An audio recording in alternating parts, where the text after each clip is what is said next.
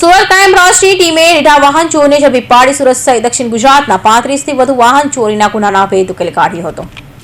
Surat crime branch team પેટ્રોલિંગમાં હતી ત્યારે બાતમીના આધારે સુરત સહિત દક્ષિણ ગુજરાતમાં 35થી વધુ વાહન ચોરી કરનાર રીઢા ચોર એવા અલથાન ગાર્ડન પાસે આવેલ પટેલ ફળિયુમાં રહેતા દીપક ઉર્ફ અર્જુન રઘુનાથ સિરસાટને ઝડપી પાડ્યો હતો। તો રીઢાઓએ સુરતના સિંગણપુર અઠવા લાઇન્સ ઉમરા ચોક બજાર પૂર્ણા સુરત રેલવે તાપીના ઉચ્છરમાં પલસાણા વલસાડ સહિત 16 જગ્યાથી વાહનોની ચોરી કરી હતી।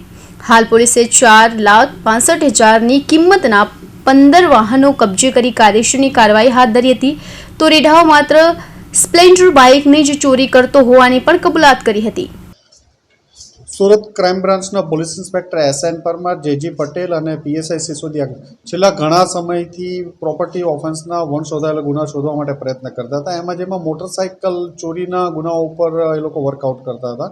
એમાં એ લોકોને એક ઇન્ફોર્મેશન મળી કે સુરત શહેરના ઘણા બધા અગાઉ વાહન ચોરીના ગુનામાં સંડોવાયેલ એક ઇસમ છે જે દીપક રઘુનાથ સિરસાટ, એ હાલમાં પણ વાહન ચોરીનું કામ કરે છે અને ઘણા બધા ગુનાઓ એને કાચર્યા હોવાની એક બાતમી મળેલી હતી, જે આધારે એના ઉપર વર્કઆઉટ કરતા હતા।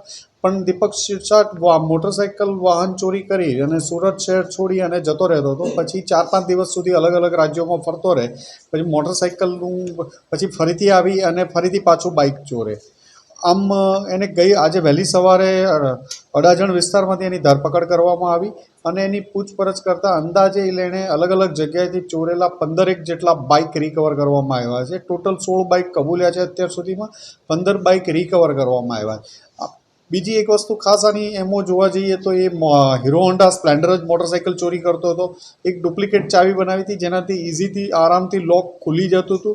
આ બાઇક ચોરી કરી એ અલગ અલગ જગ્યા ઉપર મૂકી દે બીજે છુપાવીને, પછી આ 15-17 થયા, હજી 25 બાઇક ભેગા થયા પછી એને મહારાષ્ટ્રમાં એ મૂળ ધુલિયાના સિરપુર જે તાલુકાનો રહેવાસી છે તો ત્યાં જઈ અને વેચવાનો પ્લાન કરતો હતો, પણ એ પહેલાં 15 મોટરસાઇકલ સાથે આજરોજ પકડાઈ ગયો છે।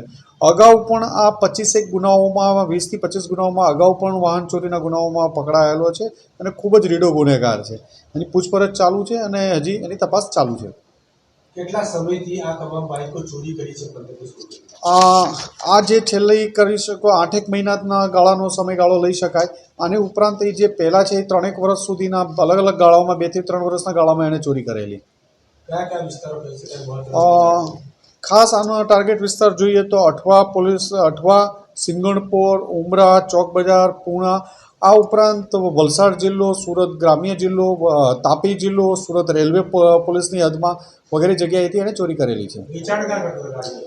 વેચાણ અત્યારે બાઇક એણે બધા પોતાની સાથે રાખેલા હતા અને એ મહારાષ્ટ્રમાં વેચવાનો એનો પ્લાન હતો। અગાઉ પણ એણે મહારાષ્ટ્રમાં વેચેલા હતા। સર, વાહન ચોરી કરવા પાછળનું રીઝન શું બહાર આવ્યું છે?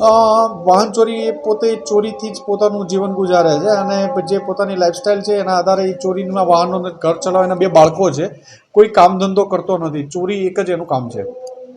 આ સિવાય કોઈ કારણ બહાર આવ્યું છે કઈ પૂછપરછમાં? ના, હાલ પૂરતું નથી।